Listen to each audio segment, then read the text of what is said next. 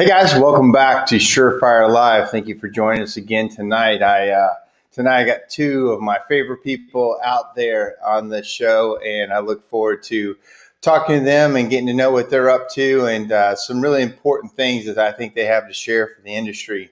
Today, we at our shop we had the first fireplace demonstration live video training that was very enlightening, exciting, new product that has if you know anything about Chris Pryor and John Meredith, when they do something, they go all in and they figure it out. And the engineering on this fireplace that Chris has put together is like nothing I've ever seen in the industry. And we got lucky enough to do a live training. We probably had 40 to 50 people in person, and then we had probably about the same amount online and watching virtually.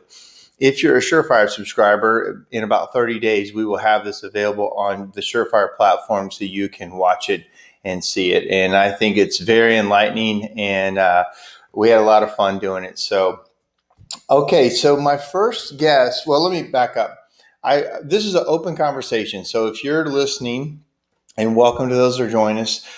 We want to have a conversation with you. So we use the chat a lot. We bring you up. We talk to you. We want you to be part of this show. This isn't just two talking heads or one talking head. We want to go back and forth with you. So please be active in the chat, and we will have a lot of fun with that.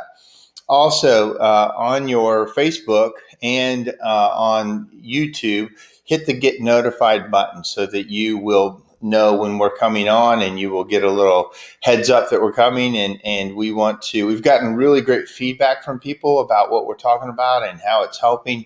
We've had some great guests, and we look forward to having more guests line up for us. So with that being said, I'm going to bring on Darin Bibeau. Here he comes. Welcome to the show, Darin. How you doing, Mark? I'm good. Thank you so much. I know you're a busy guy. Thanks for joining us tonight. I know you were all over the country even today and made it back for the show. So thank you. No problem at all. I'm glad I could be here. The backstage is nice. Yeah, right. Yeah. The green room. I had you back there in the green room sipping Mai Tais. I wanted Darin to come on for a couple reasons, and the one thing, he's one of the founders with Tommy Nelms and I with Sweep Away Cancer. And Darin does a ton of stuff behind the scenes to raise money. And Darin, could you talk about, why you got involved with Sweep Away Cancer and some of the things that you do to help raise money? Sure. I think it was around 2015. Tommy and yourself reached out to me and asked me if I wanted to get involved. And obviously everyone's affected by cancer or knows someone that's been affected by cancer. Whether it's in our industry or outside of our industry. So I thought it was a no-brainer. And I really liked Tommy's vision of what he wanted to do. And if I remember correctly, when we first set up the 501(c), we had set it up where we raised the money and then we gave it to actually cancer research. But that's not what we really wanted to do with it.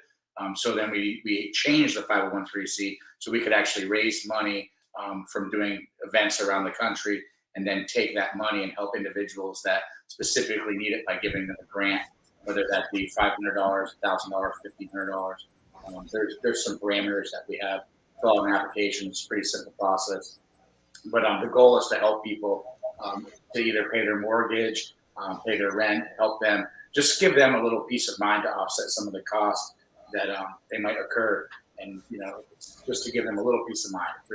It's really, I love seeing the stories that come through once we've done that. I mean, it's just amazing. And we really need to share more of them. But to me, it's amazing what can happen when people donate. Yeah, when I get pictures of people that we've helped, I think it's probably, I've had more tears of, I don't want to say of sadness or of joy, just tears of like, I'm so glad we could help this individual, or the family that requested the money for someone, or a friend or a coworker that requested it for someone. So yeah, it's pretty gratifying and rewarding for sure. I really enjoy doing it. I think it's the best of our industry. Our industry is a very giving industry. You're a very giving supplier to the industry, and our industry as a whole, I think, is just amazing at that. And it's just one more demonstration of who we are. As a group, we care about people. We try to do the right thing by people. And I think this shows some of the best stuff in us. And I wanted to ask you, you do a lot of private fundraising for Sweep Away Cancer as well. What kind of stuff do you do? The largest event that I do annually is there's a steakhouse that I happen to know the owner. It's called Anthony's Chop House in Carmel, Indiana. And so Tony, is a friend of mine. And one day we were just talking, and I support some of his charities. So I was kind of telling him about Sweep Away Cancer. He's like, why don't we do an event here? And I think the first year we raised about $10,000. And we had like a 9-course meal, and people paid quite a bit of money to come, and it was really exclusive. And then just last year during COVID, we raised I think $20,000 or a little over $20,000, and we had an event that was socially distancing and it was safe at his restaurant. But it was a really good opportunity to share what we do in our industry to people that are not in our industry.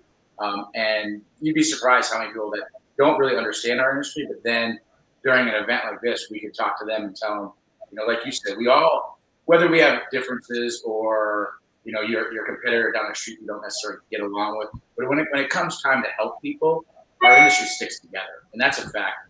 I mean, we've helped a lot of people with Sweep Away Cancer. Yeah. Hey, thank you, Chad Murray. He said he added Sweep Away Cancer page to his website, and all those type of things help us. If you're listening and you want to help, just any kind of, you never know where somebody will be able to help or pick up the flag and help run with it. So thank you, Chad, for doing that. And there's a ton of help in this industry. So tell me, I wanted to talk about leadership with you too. And I got some questions here. Like for you, how important is leadership in your business? And really importantly, how is it for our industry? What do you see out there from some of the companies that maybe have, not to name any companies, but maybe you see poor leadership to ones that have good leadership? What does that look like? How does it manifest itself? How important is it, in running a business? Well, I think let's talk about the positive side, that the people that have good leadership, right? It's essential to run a proper business. Without good leadership, you're basically in a bus with no bus driver, right? And then the bus just goes off the road. I use that analogy a lot, where you're in a boat with no captain and you're just going to run aground, right? You're just going to run into the rocks. So it's important that you have a leader in the business that has a vision, but then most importantly, it's important that the leader shares the vision with his or her employees so they can buy into the vision, and they get behind the leadership, and then they want to make the vision come true. So it's all the teamwork. Everyone works together. I mean, I think you hit on, to me, vision is the first thing in leadership that you need to do. So many businesses that I visit or work with, the employees don't really know where we're going. And the leader may have something in his head, but he may not. He may just be doing day to day, just surviving. How do you see? I mean, how do you use vision? And how do you see it used in our industry? Well, I think it's important to know the trends of the industry and what, for you guys, and I say you guys because obviously I'm a manufacturer. For you guys, you have to understand what the homeowners want and what they really need. And once you can determine that, then you can set your vision for your company of how you want to support those individuals. So if you want to get into relining or do more brickwork, and you're in an area that doesn't have any brickwork, you're spinning your wheels. It doesn't make any sense. But if you see a need for it because the homeowners want it in your area, then the leader of the company, the person who has the vision, then you want to make sure that the individuals are trained properly so you can have good masons. And as you know, there's tons of good training out there. SureFire is a perfect example. But once you can train your employees to know how to do and accomplish what you want them to do, and again, once they buy in on it, then they want to do it. They want to do it for themselves. They also want to do it for you. And at the end of the day, the winner is the company and the homeowner. The company is the employees, right? And just to be clear, I don't know that I said it at the beginning, Darin is the owner of National Chimney and several other companies, but that's probably the one that ties mostly into the chimney industry. So in case you didn't know him. So I couldn't agree more. I think with leadership, the vision, and then also holding people accountable, which is some people, you know, the way you hold people accountable is so important. I see people saying 3 strikes and you're out and you're fired if you show up 5 minutes late the third time. Like, Here's the line in how? the sand. Here's the line in Yeah. the. Here's the line in the sand. Here's the line in the sand. It's a disaster. It's the worst leadership you can. You know, I didn't want to talk about bad leadership, but I'll just throw this out there. It's the worst thing you can ever do, because let's just say you have 5 employees that are rock stars, right? And then you have one employee that, you know, it's not really towing the line, not really following your core values, but you just let them keep sliding, let them keep sliding. Now what you have is truly you have a bad apple in the batch. And then those other 5 employees that want to work really hard to follow the vision because they want to are seeing, you know, Billy or Susie start to slack, and there's no repercussions. So then you're just, those people start to, instead of having 5 good employees, then you have 4, then you have 3, then you have 2, and then you just have a toxic work environment. Yeah. And the stronger that person is that is bad, the faster your culture goes south. Right. If they're strong and they're buddies with everybody and everybody likes them and they go south, you've got an environment that can get away from you in a heartbeat. Yeah, I've said this before many times. The old saying, and I don't remember where I heard it first, but rip the Band-Aid off. You know, Yeah. It's going to be painful at first, but it's pain now for better later. I mean, it's especially in the service industry. If you have a tech that's potentially doing bad work or not following your core values, he or she is rotting your company out in front of the homeowner. That person literally is the face of your company when he or she's in the home, and you're letting this person, you know, show up with a sloppy uniform, or, you know, smelling like beer because they got drunk the night before, or just showing up late to the job. I mean, there's so many things that if people were to, if they follow the goals and the core values that the company has, it's easy to weed out the people who, for lack of a better word, don't really want to be there. You know, most of the time I find it hardest to get rid of a person that has some of those problems, but they're a high performer, or they show up every day, but they sell a lot, or they get a lot of work done, but they bring a lot of baggage with them. Those are the ones that everybody struggles with. You know, if they just clearly didn't show up on time, or there were clear problems, those are the easy ones. The hard ones are the ones that bring some really good stuff too, but Right. bring all the luggage with it. So you've got 5 guys or gals, right, that are average performers, and you have this rock star, this 6th person who really sells. That person's your number one tech, sells tons of jobs, but they're cancerous. So these other 5 people are never going to perform. So once you can realize you need to get rid of this, for lack of a better word, bad apple, you'll watch. There'll be another one of these people in this group of 5 that will step up. And you have to think of it too as, what are they doing that you don't want them to do, and have you trained them properly? Because a lot of times people are mad because they're not doing something, but they're not trained properly.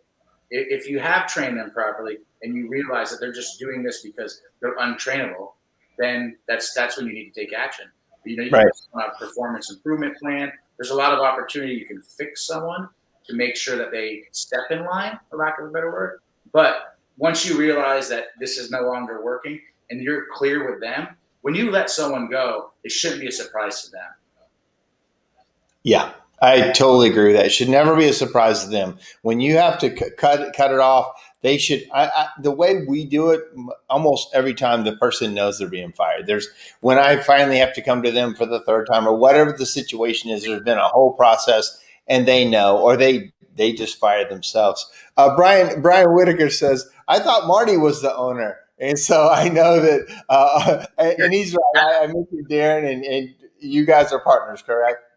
Yes, Marty is my business partner, and he's the founder. And he founded the company, I believe, in 1992. And he's been my partner since I got into business about 15 years ago. Great guy, great mentor, and has tons of knowledge. And he's one of the guys that's behind the scenes that a lot of people just don't see. But he's not looking to be out in the public. So he's a guy with a lot of vision. And, you know, we work together. We work great together as partners. Yeah. So thank you, Brian, for clarifying. I want to ask you some more questions, Darren. In our industry, what are some of the things that we need to do better? You're on the inside, but you're also on the outside, and you will take care of the one man operation all the way to the biggest companies. As an industry, what do we need to be better at? Well, I think there's several things, but I think we, as an industry, do a lot of good things, right? But I think we have to realize as you said a one man truck or a two man operation compared to a big company. You have to run a one man truck just like a big company. So you have to have your procedures in place, your standard operating procedures. You have to make sure you're doing the follow ups with the customers. I talk about when you go into a home and you give your bid, you look at everything, and then you leave and say, you tell Mrs. Johnson that you'll get back with her, and then you send it back to her 4 days later. People are in real time now. They want to know what it's going to cost and when can you come fix it. And if you can set up your estimate and give it to the homeowner in the house, and this is kind of basic stuff, but unfortunately, people will say, "Oh, I don't have time to do that because I've got so many jobs lined up." But they're leaving good stuff on the table that they have an opportunity to make money on right there. Yeah, we had Alan Rush on a couple weeks ago, and that's a big thing he talks about is. But here's the other problem: everybody's busy right now, right?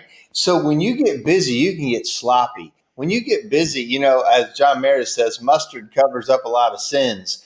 Sales covers up a lot of problems, and when it's like it is now, you can develop some of the worst habits and still be successful. And so these habits that so when you're looking at companies, one, you just said delivering better proposals on the spot. What else do you see out there when you talk to companies or companies can't pay their bills or companies, you hear all sides of it. What are some of the other things in our industry that we need to do better? Because you service other industries, right? HVAC and other things. When you look back at chimneys, we're such a young, we're a kid in this thing. There's so much more advanced industries out there. What do we need to do better compared to them? Well, I think the chimney professionals that are going into the homes, they're not giving themselves the credit that they really deserve, right? Think about when you have a problem with your air condition or your refrigerator in your house. The tech shows up and he's got his little swipe, or she's got her little swipe, gives a little analysis of what it's going to cost, and says, "Here's my visit, $175 or whatever it is, and we need to order these parts," and they're charging you right there. They're ahead of the game because they've got you there and they're saying, "This is what we're going to fix and this is what it costs." The chimney sweep goes in a house and says, "Okay, this is what you need." Does an inspection and they say, "Okay, I'll call you and let you know how much it's going to cost." When really, I think it's important that if you're a one man operation or you've got 20 trucks, if you start those practices and those procedures as a smaller company, as your company grows, it's like building a foundation for a house, right? You can't build a second floor without a first floor, and you can't build a first floor without a foundation. Right. Yeah, you build on good habits. You build on what got you there. Sometimes we forget about it as we grow the company. You're like, oh yeah, I used to do that. That was good. That worked back then. You know, um, And we were talking about vision earlier. So if you're again, let's say a one person operation, and you have a vision for what you want to be, you should have a 1 year, 3 year, 5 year goal. Not just because you're like, well, I'm not working for this chimney company. I started my own. I don't have to worry about that stuff.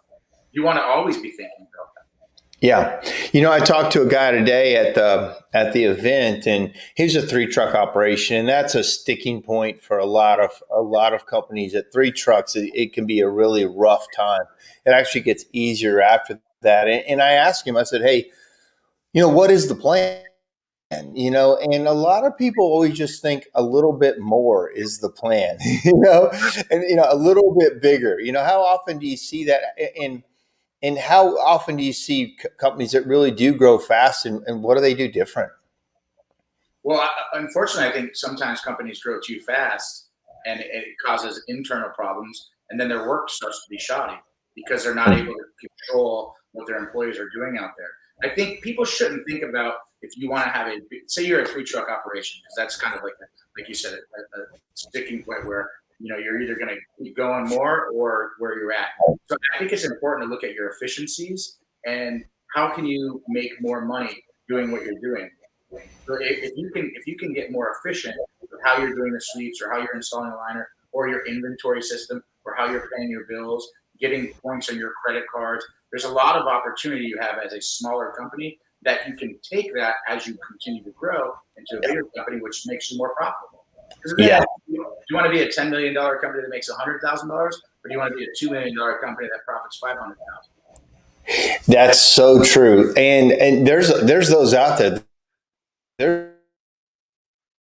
There's $200,000 companies and the owner takes home 100,000. And there's guys that are 3 or 4 million and the owners are broke. So Yeah. yeah. I want to wrap this up with you, Darin. You wrote a book not long ago, Back to Bulletproof, about your time in the service as a vet and some of the really cool things you got to do. Tell people about that book. Why did you write a book about it? Well, because a lot of people kept asking me why I don't write a book, and then I believe in my mixed group, I got put in a box by you and a couple other people. That's why I finally just said I was going to do it.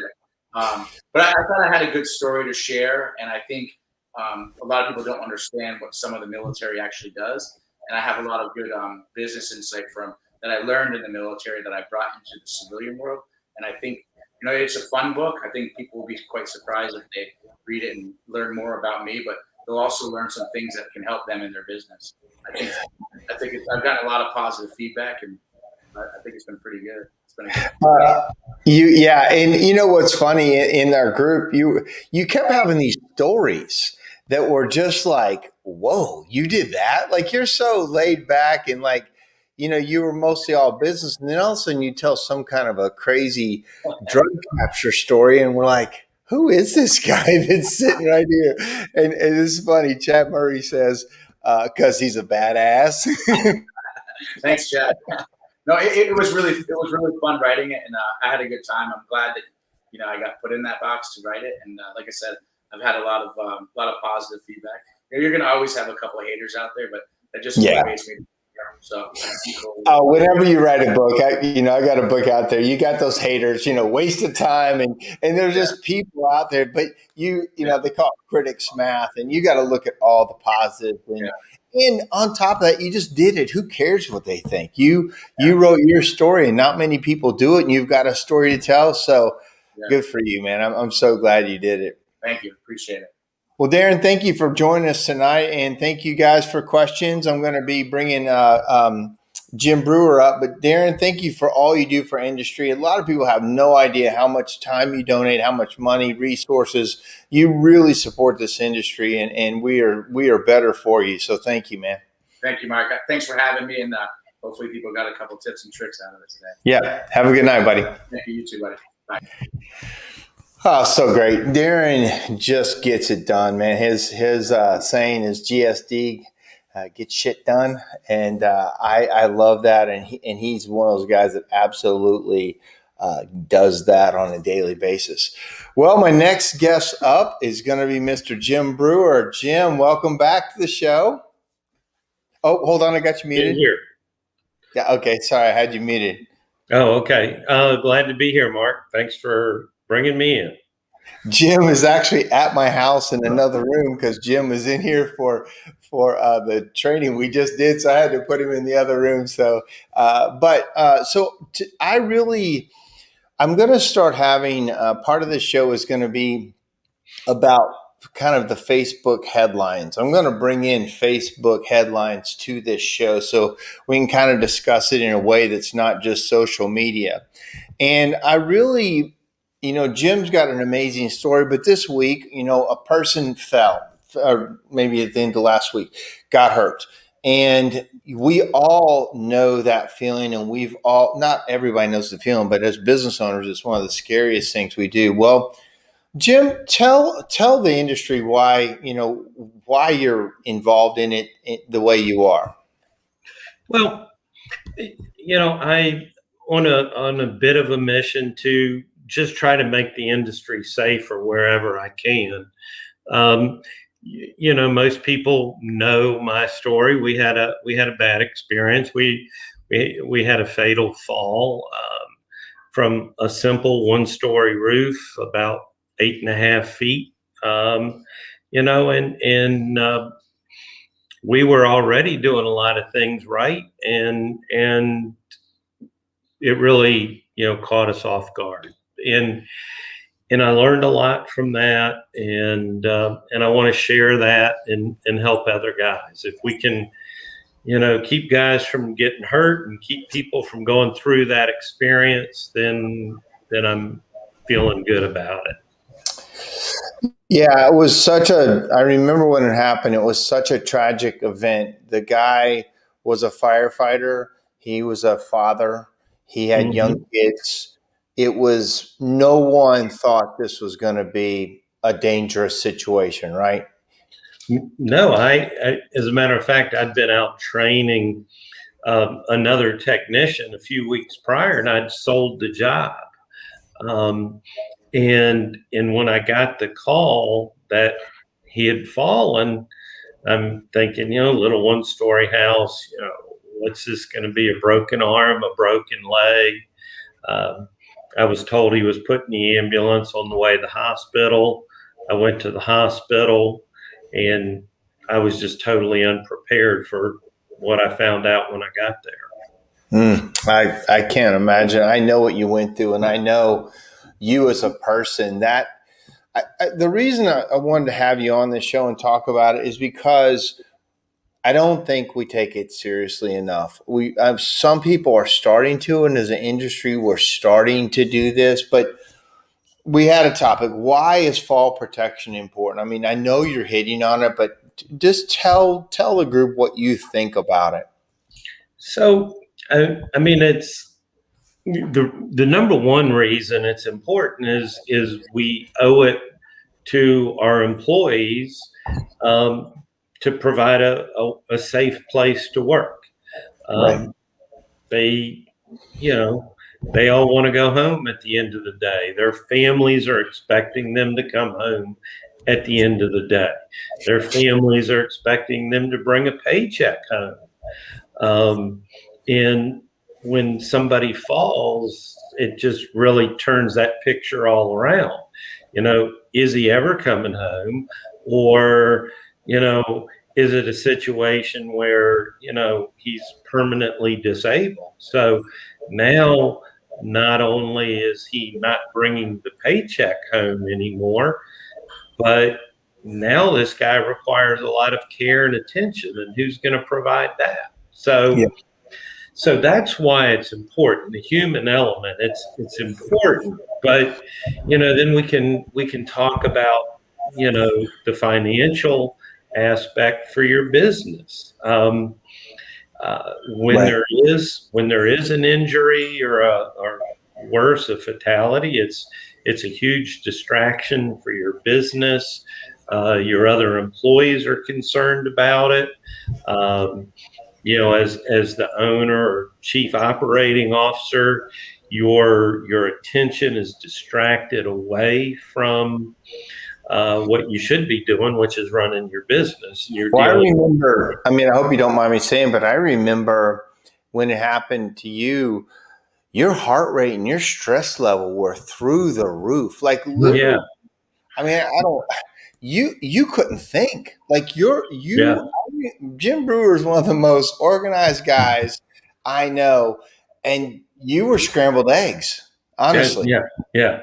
And it was interesting what my Fitbit was telling me, that my heart rate was just at this elevated state for several days. So I can't imagine. It was crazy. So there's we've got the human element, we've got the financial picture, and if you want to just get real basic, it's the law.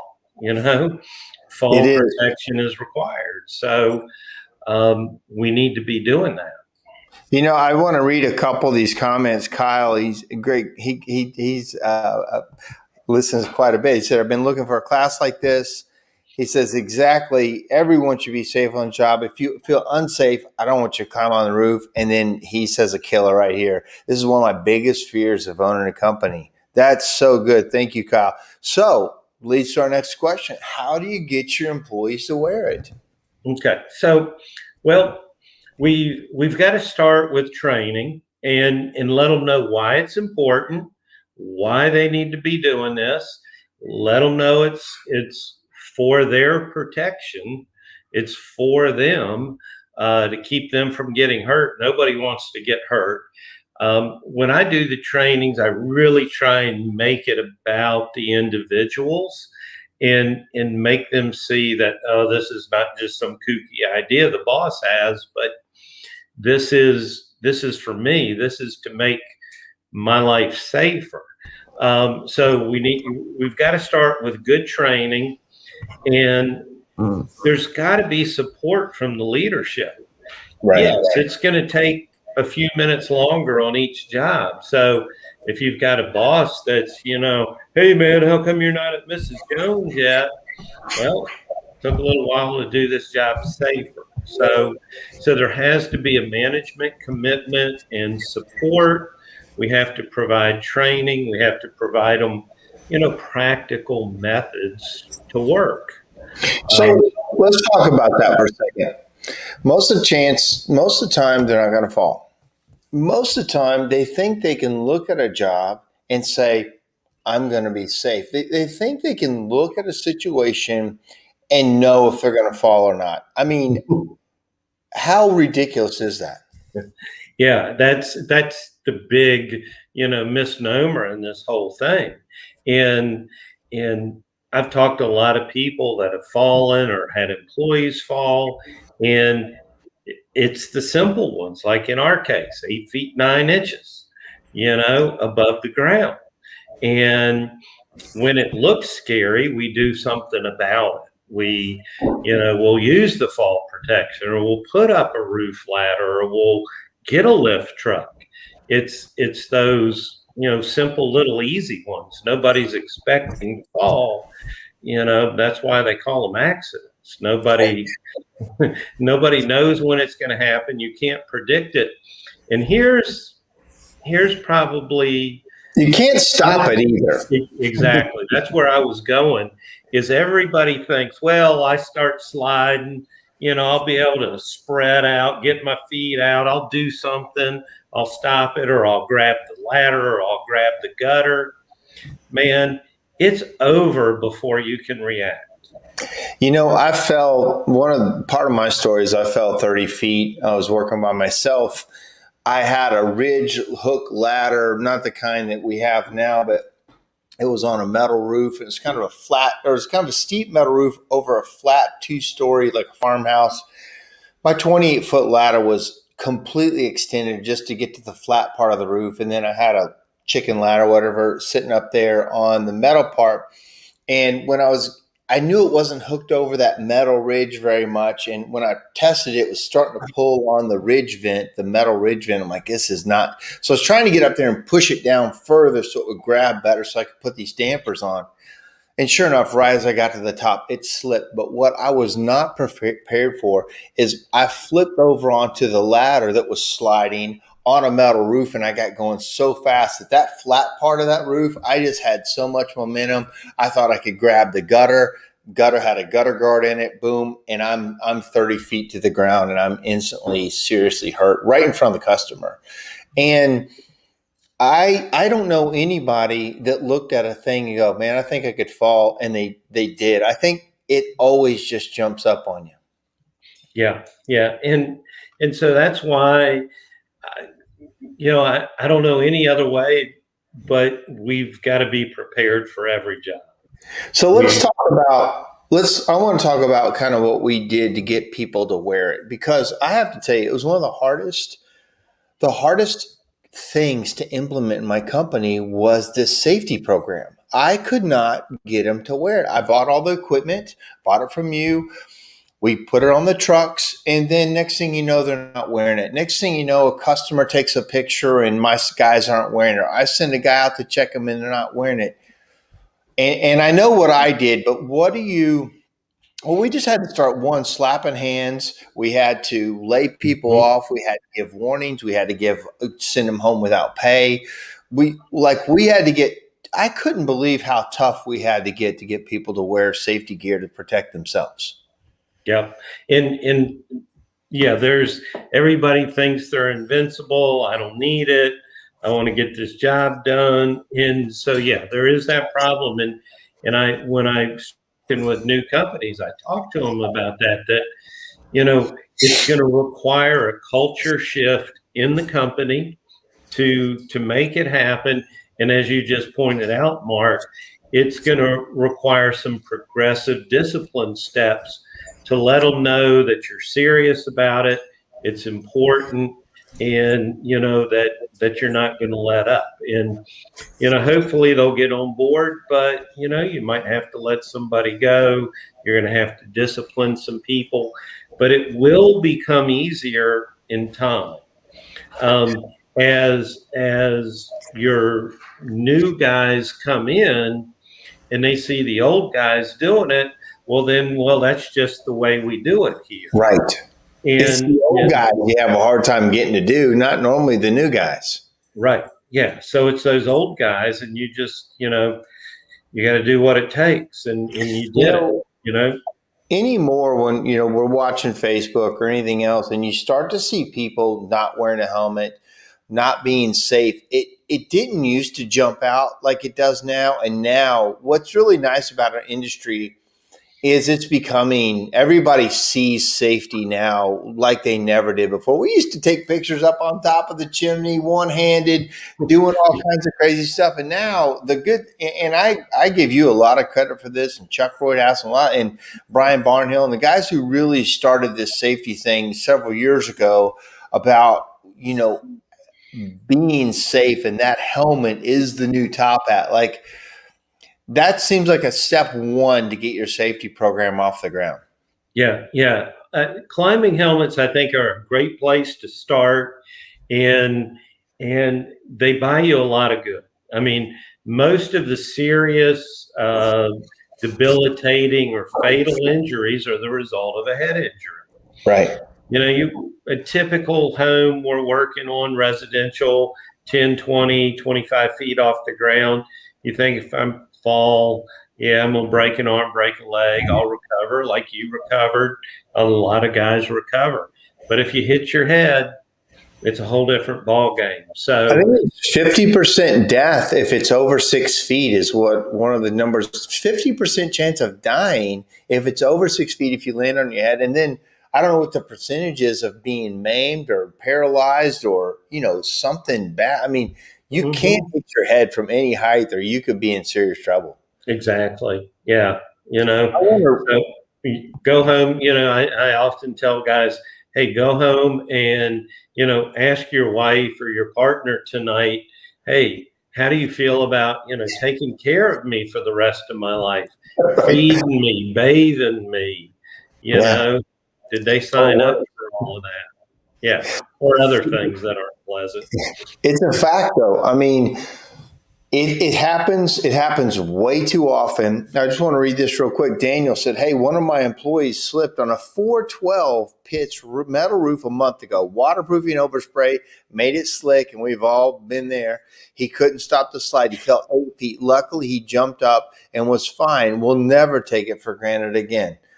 I mean, these stories, I wanted to do a poll in the industry and see how many people have fallen personally or had an employee fall, and I think it's astronomical. We're just, I don't know. I'm glad we're taking it more seriously. And then Chad Murray says, Jim's coming to Master Services next month. My concerns is the implementation of some choices they will have to make that we will force. We're anticipating and prepping them for it, so they now are getting on board before Jim arrives. Can't wait. Yeah. That's a great point where the ownership is saying, "Hey, we're going to take this seriously." And I see I'm going to put something up here from Tim Simpson. He's our safety officer, and I want to talk about Tim in a minute. But how important is the leadership because you can't just buy the stuff thinking the guys are going to wear it. No, it takes a commitment from leadership in terms of training, in supporting them, in the day-to-day activities, because it does add a little bit of time to the job. So you can't expect quite as much in production. I guess that's a roundabout way of saying there's a cost for safety. But I feel like we're reaching a point in the industry where people are believing in the value of it. Also, the trend to fewer jobs. A lot of companies are only doing 3 or 4 jobs instead of 6 or 8. Makes it more practical.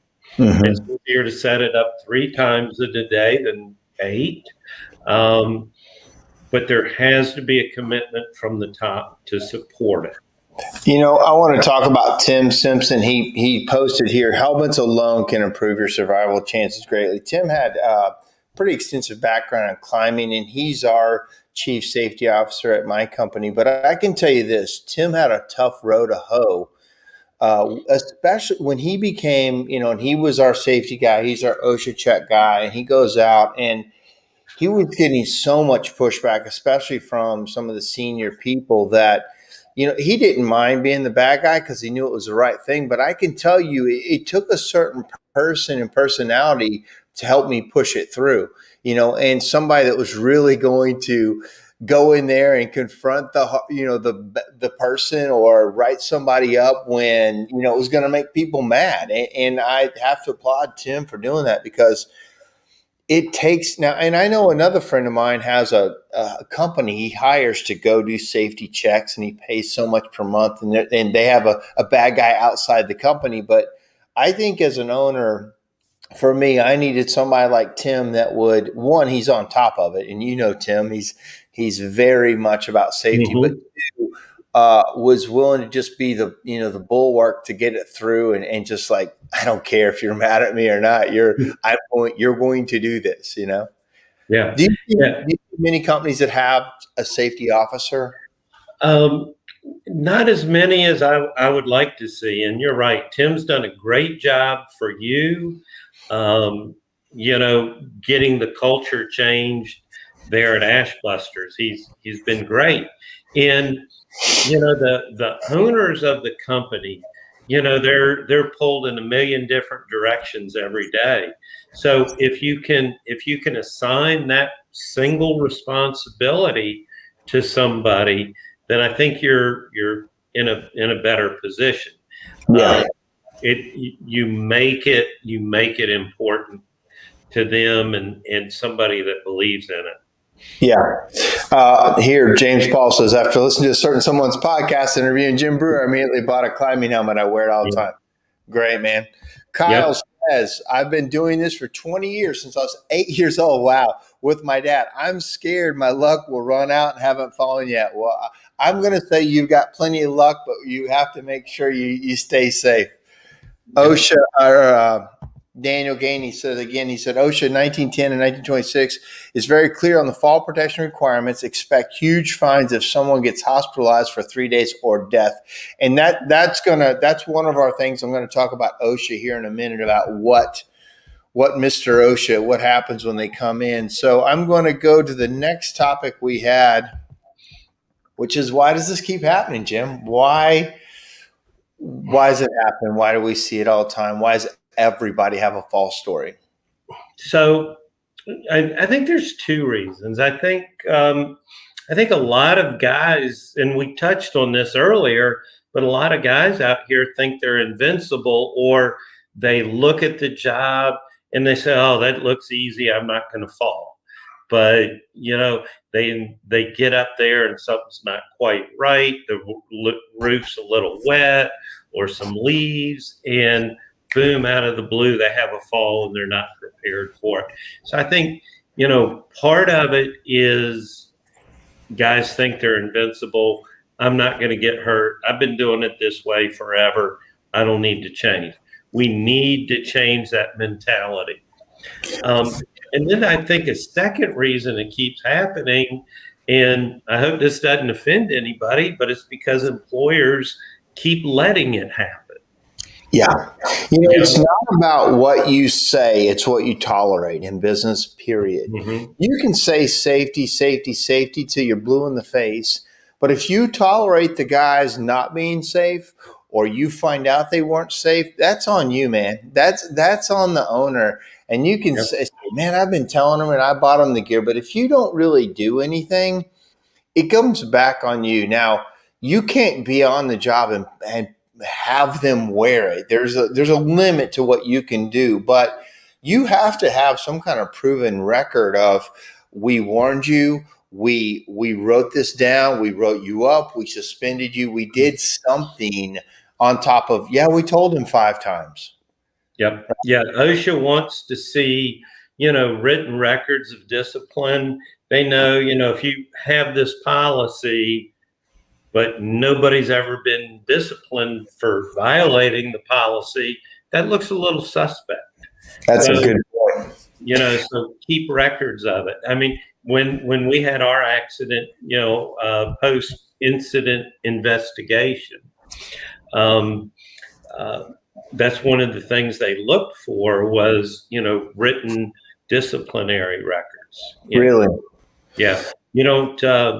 That was called a fat cap inspection. What we had, and it's the industry acronym for fatality or catastrophe. Oh, And wow. it's a fat cap inspection, and it's the most detailed and most invasive type of inspections that they do. Wow. They look at everything. I heard fat cat, but when you told me what it meant, I wasn't smiling anymore. Yeah. So I've had several slips and falls in my company. I've had guys break wrists. I had a guy break a back.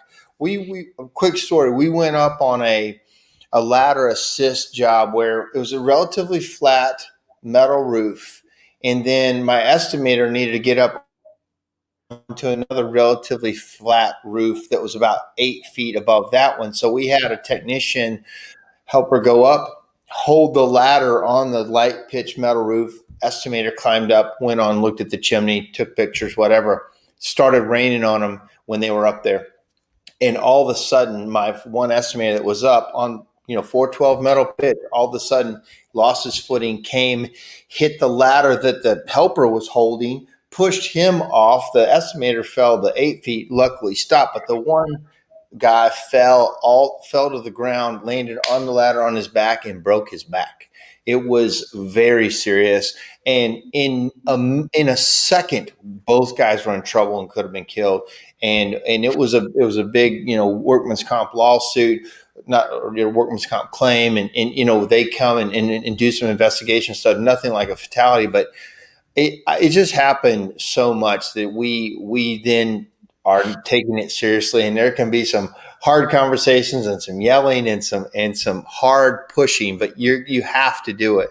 Chad Murray says here, work pics of after repairs with the ropes and helmets present. I saw a company that took it so seriously. Actually, I didn't see him. I heard about him.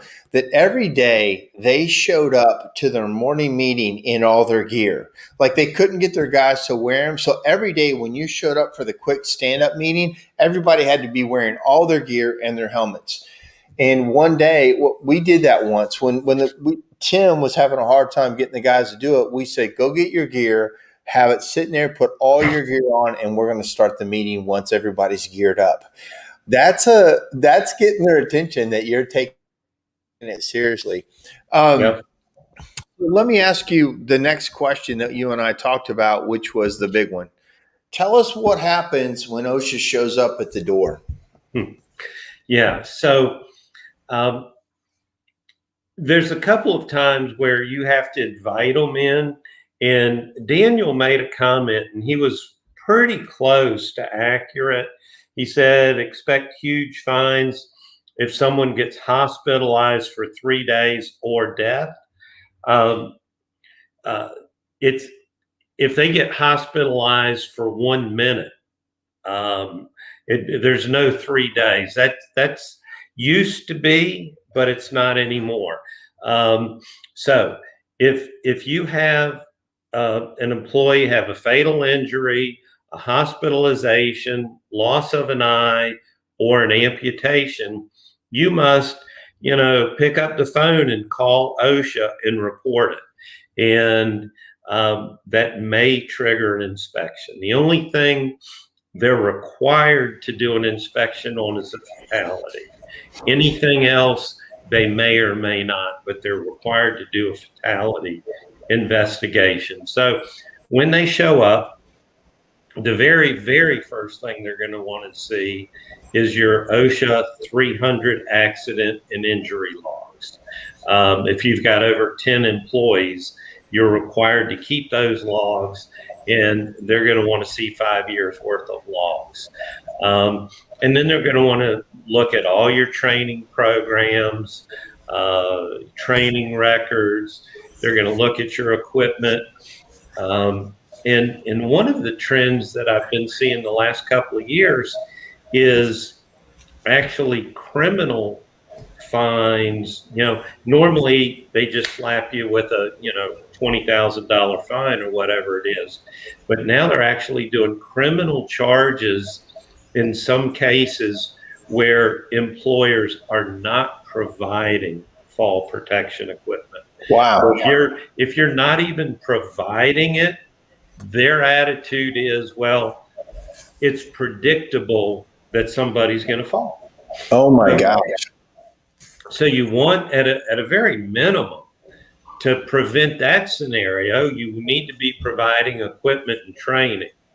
And then you've got to do all those other things we just talked about to get your team actually wearing them. But yeah, if OSHA shows up on a job site, the first question they're going to ask is, who is the competent person at this site? And they want to talk to that person. And when they show up, a lot of times they don't show up right off the bat, or you don't know they're there. They're taking a lot of pictures and they're studying you as you work. Yeah. Oh yeah. Yeah. They're, they want to gather as much information as possible. And they've been under increasing pressure not to, ignore things as they're driving down the road. They've been getting a lot of pressure. Hey, if you see roofers up there, stop and look at it. But there's a whole nother crazy thing going on right now for OSHA, and it's this pandemic that we're dealing with. Okay. Because remember, I just said they have to investigate every fatality. Well, what about all of these COVID fatalities, and when are they work related? Right. They are up to their ears with trying to figure out how to respond to that. Is it reportable? Right. Is it recordable? Is it work related? It's a real sticky wicket that is keeping them pretty occupied this year. That's good. I want them off of us, but there's times when they hire a bunch. I've seen situations where they've hired a bunch of new, I don't know what they're called, investigators or operators or whatever they are, and they're out in force, and their job is they got to find stuff, because if they don't find anything, they're not doing their job and they lose their job. So they have to look at what you're doing. I know a situation, a friend of mine had a disgruntled employee that complained to OSHA that they weren't providing proper masks and respirators. And he called OSHA in on him, and the OSHA guy said, yeah, it's a disgruntled employee. Let me see your respirators. Let me go through your things. And they just start looking for problems once they get in the door. And I know you recently, we're about to do it tomorrow. I'm sorry, getting ready to do a fit test for my company with the masks, and do the fit test and all that, and then the doctor's report.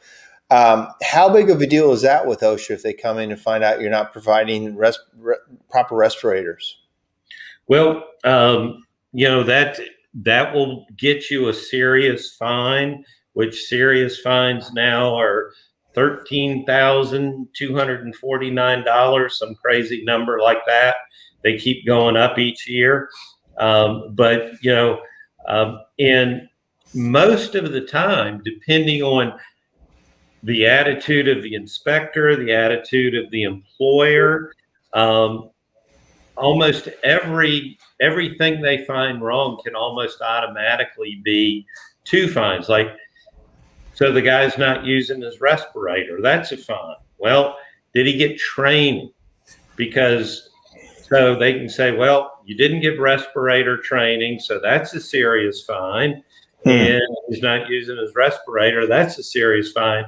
So now all of a sudden you've got two serious at $26,000. All this can be overwhelming for a business owner. There's probably some business owners watching this going, my gosh, it's hard enough just to get the guys to show up for work, get guys hired, get guys to have the right materials and training and not screw up the job. Now you're telling me I got to do all the safety stuff on top of it.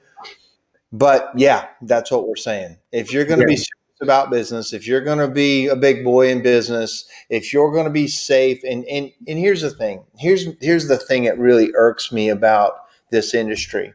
We go and we tell these customers how unsafe they are, how dangerous it is to burn this fireplace and to do this and do that. Yet we let our employees be unsafe. Like, what hypocrites? Like, don't tell me you're going to go tell customers that they're unsafe and then your guy's up there without a safety helmet on or hasn't had any safety training or no respirator. Like, we need to not be hypocrites on this. If you're going to take safety seriously for the customer, you better take it seriously for your employees. That's a great point. And CSIA has been trying to do that, kind of put the focus on safety, if you will, on the employees. But yeah, we just have to be doing it. Times they are a changing, and we need to react. But it's that human element. We owe it to our employees to provide a safe place to work. We do. We absolutely do. If you want to have a good company with good people with a good culture, they don't want to be a part of something that they feel like they're constantly sticking their neck on the line. I've had a couple employees that came to work for us, and I think Kyle might have mentioned earlier that they said, the reason they're super interested in us because we do have a safety program. When you check in day one and you're an employee, you get a bag. Tim provides a bag with all their stuff, their helmets, and he shows them how to put it all on. And we take safety very seriously. And I always feel like we could take it more seriously. I'm not saying we're perfect and we've got it all figured out, because we don't. And I don't have everybody 100% compliance, because the other day, we add a safety feature to the quote a lot of times, like roof access, harnessing, this and this. And we add a couple $100 when we have to, hook all this stuff up. And one of my guys wasn't doing it. One of the helpers popped up in there and wasn't wearing a helmet and anything. And I got a picture. That was a problem. That's a problem. And I'm like, what in the heck? And this kid always wears his helmet. What happened here? And anyway, but I'm saying it's a struggle for me, and we take it seriously. So I think you guys need, everybody has to take it more seriously than you think, I think. But now let me ask the interviewer a question real quick. Has putting that focus on safety put you out of business? No. In fact, it makes us look more professional. Yeah. I mean, I think when we show up and we've got gear and we've got helmets on and we've got protective stuff on, like, we look a lot better than those guys up there just being unsafe. I've had several guys tell me that their sales went up just because they're wearing their climbing helmet. One more time. They do what? That their sales have gone up because they're wearing their climbing helmet, and they look, a little more official than the other guys. Yeah.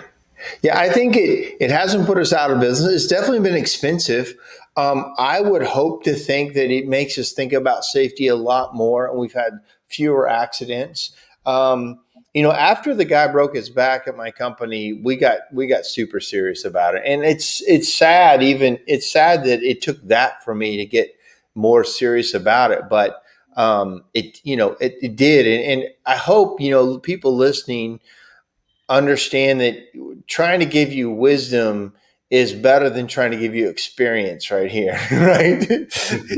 you actually don't want experience in this. You want wisdom, right? Here's a question from Kyle. Does it lower insurance rates? I don't know the answer to that. So, yeah, maybe some insurance companies will offer, discounts, incentive discounts for doing things like having your guys go through OSHA 10s or OSHA 30s, or just demonstrating that you have a proactive safety program. So that depends on your insurance company. But what it does do is if you have a good safety program, even if it doesn't lower it, it's going to go a long ways to prevent it from going up. Yeah. Because certainly your workers' comp rates are based on experience. You have that experience modification that's based on claims, and that gets proportionately larger every time you file a claim. So, yeah. I do remember now that when I am audited, when my insurance comes in, they do want to see our safety program. And like every day, every morning in our morning meeting, we have a topic and we say, did we have any safety issues yesterday? In fact, it's the first question of the morning meeting. Slips, trips, falls, cuts, anything. Did we have any safety issues? Bee stings, anything. And they did like to see that. And I remember when my insurance guy, Cam, he brought in a guy that went through our safety stuff and he worked to get it lower because we did have a good safety program. So Kyle, I would say most likely two things. It probably could lower it right then if you show it. But as Jim said, it keeps modification down by having fewer accidents. Mm-hmm. Well, that's about our hour. And we've been trying to keep it an hour. Great questions tonight. And man, if any, I hope this, again, take the wisdom, not the experience from tonight, and take what Jim has gone through, maybe what I've gone through, what a lot of other people in our industry have gone through. Go back. And let me just ask one final question, Jim.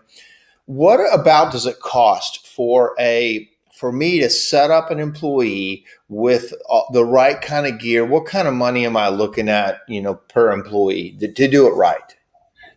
If you're doing everything you need for them, PPE, respirators, fall protection, for a really good package, you could easily spend $2,000 per employee. But right. What's that guy worth to you? Right.